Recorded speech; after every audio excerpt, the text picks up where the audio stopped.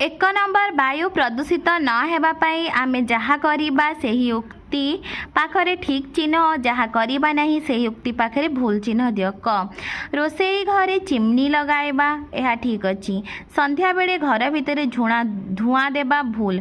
ग नंबर काशिबा और छिंकेबा समय मुहरे रुमाल देबा ठीक अछि।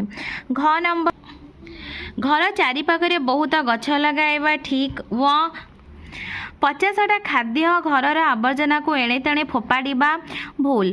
6 नंबर दीपावली दिन बहुत बाण फुटाइबा भूल। 6 नंबर विद्यालय रे बाहरुथिबा अड़िया को गात खोड़ी पोती देबा ठीक। 6 नंबर शीत राति रे काठी कुटा सुखिला पत्र जाली ता चारि पाखरे बसिबा भूल।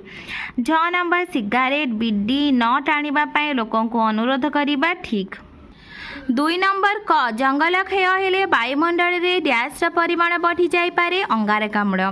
ख नंबर गाड़ी मोटर यातायात करी धूड़ी उड़िले वायुमंडल डैश परिमाण वृद्धि पाए जबक्षारजान। वायु प्रदूषण रोकिया पई डैश करिबो वृक्षारोपण करिबो। 3 नंबर जनसंख्या वृद्धि हेले वायु दूषित हुए एही उक्तिटी ठीक ना भूल कारण सह लेख। जनसंख्या वृद्धि हेले वायु दूषित हुए एही उक्तिटी ठीक कारण जनसंख्या वृद्धि फल लोकंकर रहिबा स्थान आवश्यकता दृष्टि जंगल कटा जाउछि और कलकारखाना स्थापन जोगु वायु दूषित हेउछि।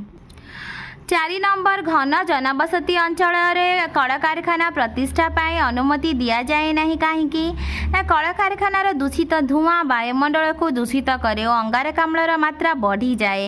यह द्वारा लोक मानकर बंचिबा कष्ट हो जाउछि। तेणु जनबसती अंचल कलकारखाना प्रतिष्ठा पाए अनुमति दिया जाए नहीं। 5 नंबर सहरांचल बहु संख्यक गछ लगा जाए कहीं ना सहरांचल वायु रे अंगारकाम्ल वृद्धि हो चली या फल वायु दूषित होउछि गछ रहिले अंगारकाम्ल वृद्धि हो पारिबो नाही। तेणु सहरांचल बहु संख्यक गछ लगा जाए। 6 नंबर वायु दूषित हेबार 3टी मुख्य कारण लेख।